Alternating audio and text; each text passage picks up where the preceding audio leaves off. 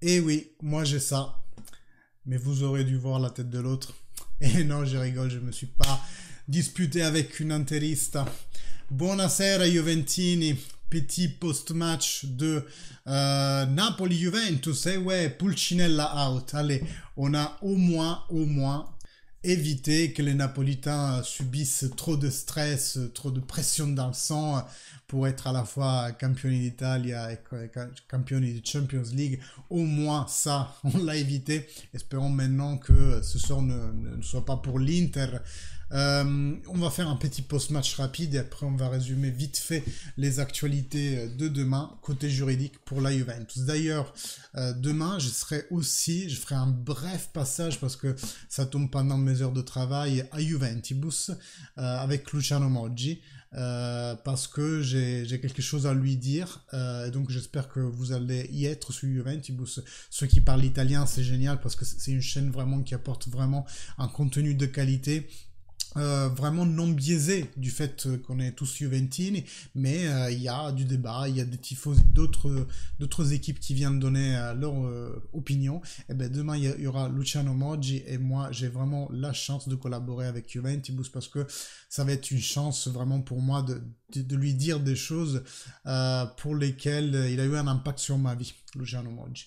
Bref, voilà, en parlant de cette... Ah non, d'abord, avant de parler de ça, abonnez-vous, like, commentaire. Vous savez qu'il n'y a que ça qui aide la chaîne parce que moi je ne suis pas monétisé, ou du moins 20 centimes par vidéo, ce qui couvre à peine les frais. Donc voilà, likez, commentez, ça va booster la visibilité de mes vidéos sur Internet, enfin sur YouTube. Vous pouvez vous abonner, hein, mes profils ici, si vous voulez liker et retweeter mes posts pour augmenter le nombre de passionnés de la Juventus qui nous rejoignent. Et puis d'ailleurs, si vous découvrez la chaîne, enchanté Michelangelo, vous vous abonnez avec le bouton en dessous, ça c'est juste un gif, le bouton en dessous et vous activez la cloche, comme ça vous serez mis au courant de toutes les prochaines vidéos. Et d'ailleurs, demain, non pas demain, jeudi, ouais, c'est commotion cérébrale, jeudi on sera en live bien entendu pour suivre ensemble Sporting Lisbonne Juventus. Bref, alors ce Milan-Napoli, ce fut non, Napoli-Milan, parce qu'on était chez les Napolitains. Le Milan partait avec l'avantage d'un but. Le Napoli était tout de suite féroce. Et là, je vais faire un parallélisme, en fait, entre le Milan et la Juventus. Alors, il y en a qui vont sauter de leur chaise, je le conçois. Et il faut déjà dire que le Milan a quand même joué mieux que la Juventus qu'on est habitué à voir, ça ne fait aucun doute. Mais elle a quand même fait un premier mi-temps où elle a été fortement comprimée dans sa surface. Il y avait vraiment les deux lignes défense et milieu de terrain qui étaient vraiment très approchées, exactement comme ceux que la Juve fait. La différence, c'est que quand le Milan repart, il repart avec de la qualité, mais aussi de l'accompagnement. Aujourd'hui, justement, sur Juventus, Mr. Zenzo la faisait un résumé tactique du match contre le Sassuolo et on voyait dans ces diapos, d'ailleurs peut-être que je vous les porterai dans un contenu plus tard parce qu'en ce moment il y a toute autre chose à voir. Il faisait voir clairement que nos joueurs, quand on arrivait à récupérer le ballon et on repartait, eh bien, ils bougeaient pas, ils étaient assez statiques. Ça ne veut pas dire que c'est uniquement la faute des joueurs. Moi je pense que Allegri aussi leur a dit d'être un peu à l'épargne dans le match contre le Sassuolo pour conserver les énergies pour le match contre le Sassuolo. Donc oui, l'attitude des joueurs était attendue, c'était peut-être même un mode promenade du dimanche, mais je suis sûr qu'Allegri de son côté lui aussi, il leur a dit de se préserver pour jeudi. Et donc oui, le Milan a fait en fait le même genre de match que la Juventus, parce que ça a été une équipe qui a défendu bas, vraiment bloc bas, presque aussi bas que la Juventus, je dis bien presque, pas dans certaines situations quand même un peu plus haut le barycentre que celui de la Juventus, et qui après est réparti avec de la qualité associée aussi à un accompagnement choral de l'équipe. Et puis même, n'oublions pas le premier but. Non, il y a déjà le penalty, truc de dingue, penalty, et Giroud le réalise très mal, mais provoqué par Leao. Et le but du Milan est donné aussi par une action phénoménale de Raphaël Leao, qui fait pratiquement 70 mètres, mange 4 joueurs dans sa course endiablée, et après a la générosité et a aussi la lucidité de servir Giroud, qui convertit dans les filets. Mais donc, est-ce qu'on voit là pas le mode de fonctionnement de la Juve de cette année? Parce que quand même, nous aussi, on défend en bloc très bas et après, on espère que la qualité de nos attaquants fasse la différence. Moi, je pense que oui, c'est un peu le même mode d'envisager le match, sauf que déjà, le Milan a joué contre le Napoli, et le Napoli, on le sait, le niveau qu'il a cette année, et la deuxième chose, c'est que quand même si tu fais un jeu de contre-pied, il faut bien le faire. Là aussi, il faut des mécanismes un peu plus huilés de ce que la Juve arrive à produire à ce jour, et aussi il faut accompagner l'action, parce que si Léao avait été tout seul et Giroud n'avait pas été au centre, il se serait bien détaché du joueur qui le suivait, je sais plus qui c'était, et qui aurait pu recevoir justement le centre en retrait de Léao, le Milan n'aurait pas marqué. Voilà, il faut accompagner aussi l'action de contre. Donc le Milan fait comme la Juve, mais le fait mieux que la Juve. Et ça, je pense qu'on peut le dire aujourd'hui, c'est vraiment une belle victoire du Milan. En plus, moi en toute honnêteté, je voulais pas que le Napoli gagne, parce que déjà que les Napolitains sont insupportables en ce moment, en disant qu'ils ont gagné leur Scudetto, gagné 30 ans après le dernier, vaut plus que nos 9 Scudetti, parce que, je sais pas, pour leur fantaisie vraiment prépubère. Bref, donc je voulais pas qu'il passe, mais il faut le dire, le match est quand même vicié d'un penalty déjà non donné en première mi-temps au Napoli. Pour moi, il y avait faute, effectivement. C'était qui touche Léao en plus, qui touche d'abord le pied et après le ballon.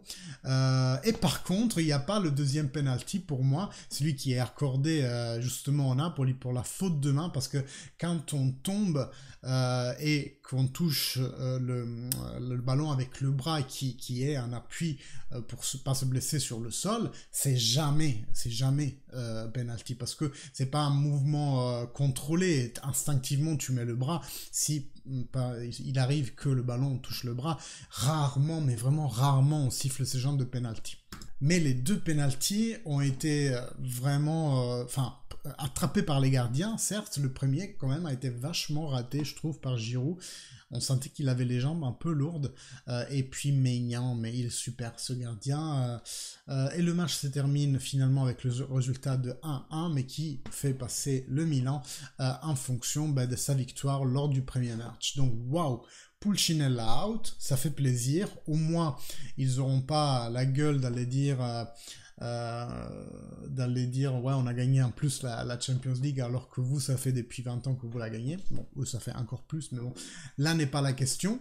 Et vraiment, hein, ça me ressemble vraiment pas de jubiler autant quand une équipe italienne sort de les compétitions européennes.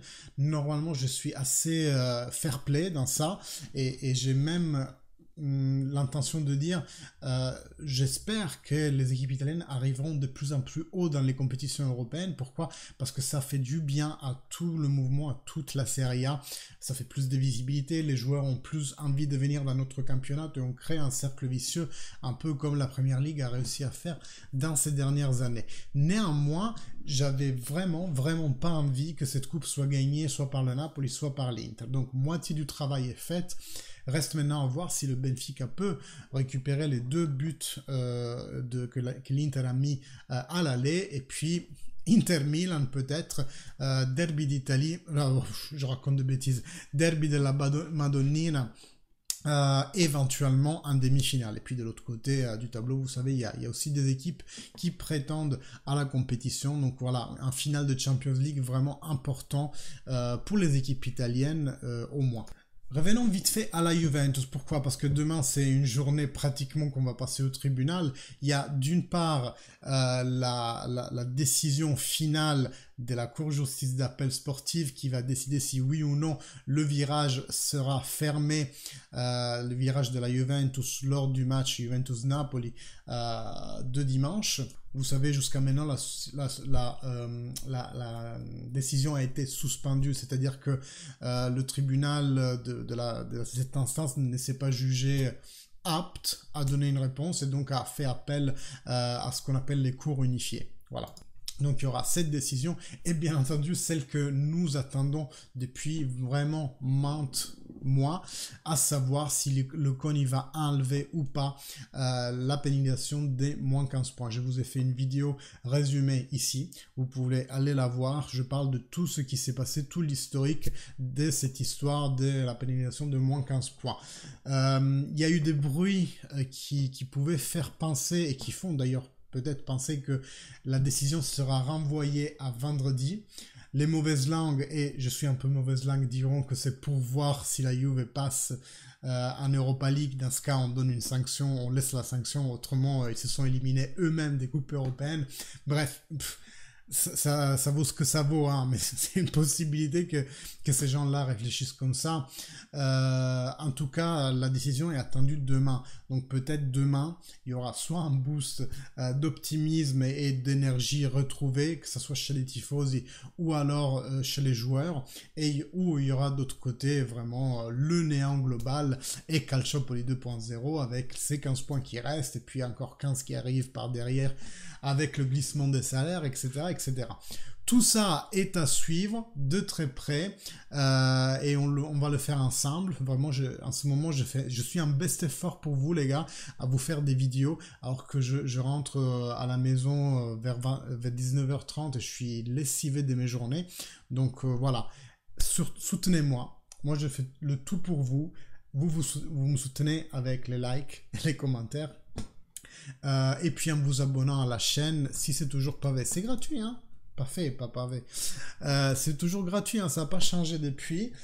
Tout ce que je vous propose est gratuit, du contenu libre. J'ai investi mon temps et mes énergies. Donc voilà, merci à vous du soutien que vous m'apportez, surtout vraiment ceux qui sont assidus dans la communauté en fait. On est en train de créer une belle communauté. Donc je vous remercie, n'oubliez pas les rendez-vous. Demain, Juventus il booste ceux qui veulent venir. Moi, je pense que je serai là vers 15h, mais eux, ils commencent à 14h. Puis demain, une autre vidéo, parce que sûrement, on aura de quoi discuter vis-à-vis de la sentence des moins 15 points du CONI. Et puis, jeudi, un live pour suivre le retour de Copa UEFA. Copa UEFA, je suis un ancien. Europa League, allez, salut pour ceux qui sont restés jusqu'à la fin. Salut, on se voit bientôt. Forza Juve!